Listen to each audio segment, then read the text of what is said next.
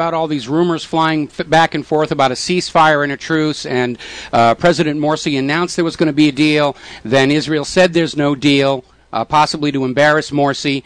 We're hearing from Secretary General Islamic Jihad Movement that Israel has informed Egypt's officials they've rejected the ceasefire proposed by Hamas, and so it's going back and forth. Now, what it's coming down to is there are two positions being offered. The position that Hamas is offering for a ceasefire is simple. Everybody stops shooting, and the starvation blockade on Gaza is lifted.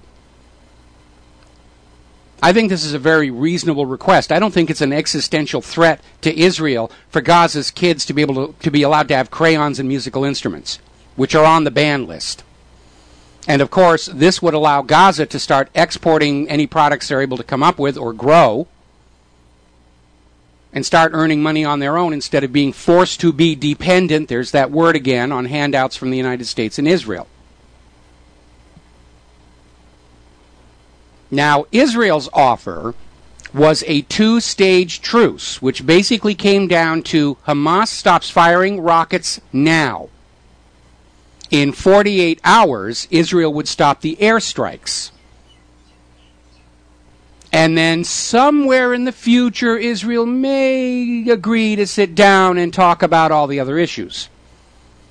And this is, of course, Israel's standard approach to any negotiations with anybody. Give us what we want now, and then maybe on later we'll talk about giving something back. And, of course, they never do.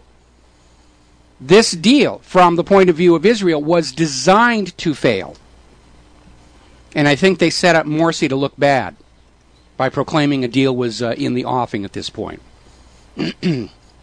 Now, the Knesset has approved a call-up of 70,000 troops, and they're dropping leaflets all over Gaza telling the Gazans to evacuate. Where to, we don't know. Into the ocean, into Egypt, we don't know. But they're dropping leaflets. In fact, some of the leaflets are basically telling all the people of Gaza that they should all flood into Gaza City in one clump, which of course would leave the rest of Gaza wide open for a ground invasion, unopposed, and then all the Gazans would be in this tight, concentrated area where airstrikes could kill the maximum number of them. So I don't think they're going to go for that. Let's see. Article in Poor Richard's blog, Israel cannot survive in peace. They must have conflict for the government to keep their own population scared and obedient. Well, we've seen a lot of that here in the United States of America. Earlier today, Russia's UN ambassador, actually yesterday, was expressing frustration that the Security Council has remained silent about the escalating violence in Gaza between Israel and Hamas, as the United States has blocked any action. They're up there again with their veto. They're dragging their foot. Russian Ambassador Vitaly Churchkin said Morocco had circulated a proposal press statement as early as last Thursday, but foot dragging by one council member meant it is still bogged down. Churchin said it looks like a filibuster attempt. Now, initially he told reporters outside that he would not say which nation was blocking the press statement, but he said anyone guessing it was the United States would be a connoisseur of Security Council politics, which I guess makes us all connoisseurs because I'm sure you, like I, had United States as their first guess. They're up there with a veto, veto, veto. And I need to stress, given that Obama personally is not very happy with Netanyahu after Netanyahu's blatant support of Mitt Romney, the only reason for the United States to continue this unqualified, unquestioning, blind support of Israel is blackmailing the United States government. Could be blackmailing them with the truth of 9/11. Israel could very easily have a couple of nuclear weapons already pre-positioned inside the United States. But obviously, Israel has a complete lock on the United States. Maybe Israel is all buddy-buddies with the board of directors of the Federal Reserve, and they're simply saying, do what we say or we'll crash your economy right now. That could be a third way they're blackmailing the United States. He who controls the money supply controls the rules. What was it one of the Rothschilds said? Let me have control of a nation's currency, and I care not who makes the laws. Seems to very much be at work here in the United States right now. Later on, Russia basically came out and admitted, yeah, the United States is doing everything they can to prevent the United Nations from doing anything about this situation. And it sort of underscores an amazing irony, because everybody's screaming Hamas should stop firing rockets even though the airstrikes from Israel are going to continue. Israel has violated hundreds of UN resolutions and nothing ever gets done. Israel holds the world record for the most violations of United Nations resolutions. And you need to keep in mind that this current violence all began back on November 8th, when an Israeli soldier in a helicopter gunned down a Palestinian child playing soccer in the street. That was an act calculated to provoke a response.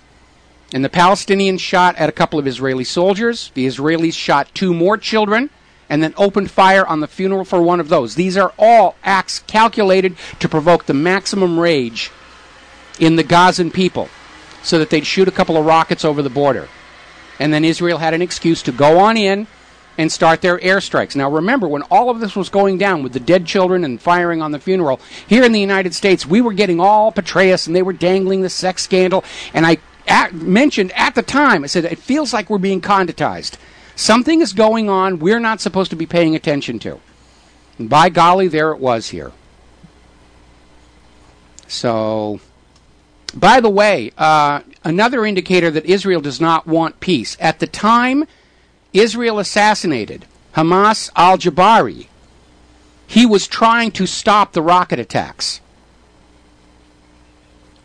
This is the guy who there was a ceasefire in place. He was trying to basically go around and get everybody to stop firing the rockets. He had that draft of a truce offered by Israel in his hand, and Israel assassinated him right in the street. That tells us right there Israel has no intention of achieving peace. They want the war. Meanwhile, the United States has ordered 3 amphibious warships with 2,500 Marines aboard back to the eastern Mediterranean, on standby off Israel's shore in case they're needed to evacuate American citizens. Now, these amphibious warships, they're about the size of a World War II aircraft carrier. They have flight decks for Harriers and helicopters. They do not have catapults and arrestor wires, but they're very large ships. They have these giant bays inside with these hovercraft that are already preloaded with tanks and armored cars and all the rest of that stuff. It's an invasion in a can. So you've got 3 of these giant warships, 2,500 Marines. How many Americans are living in Gaza? Something about this story doesn't ring true. Can't the Americans just walk out through the Egyptian border, go to the airport? Meanwhile, here in the United States, members of Congress are screaming at Egypt, "You've got to rein in Hamas. We're going to make it your fault this is out of control." They're saying you've got to collar Hamas. Well, the real goal is to collar Egypt and bring it back into being one of Israel's enablers in that part of the world. And it's not going to work. Morsi's popularity is based on the fact that he's standing up to the United States and to Egypt. And they're trying to co-opt him. And I still think that Israel telling Morsi a deal was going to happen was designed to embarrass him when the ground attack starts.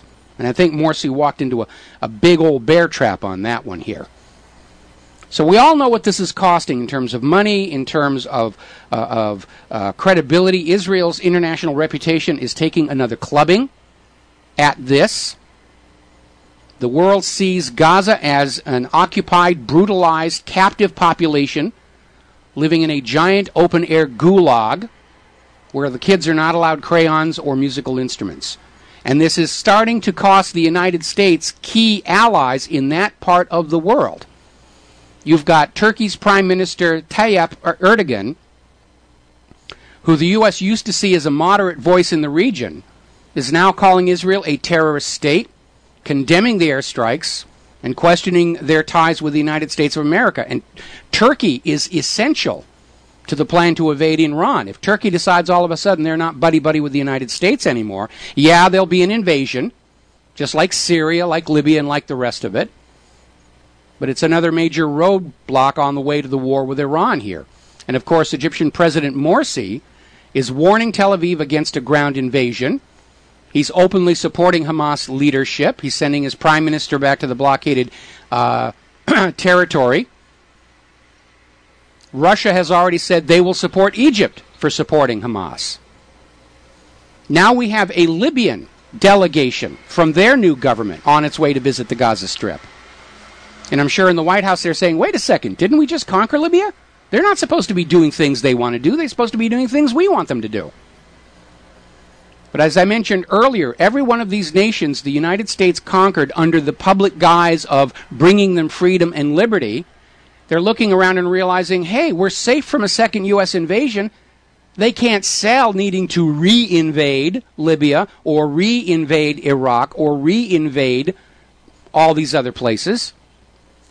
And they're realizing, we've got a year, maybe 2 years, we can do what we want to do without fear of the U.S. coming in here. And this is just another indication of that. Nobel Peace Prize laureate Jody Williams is out there simply saying we cannot support punishing an entire population.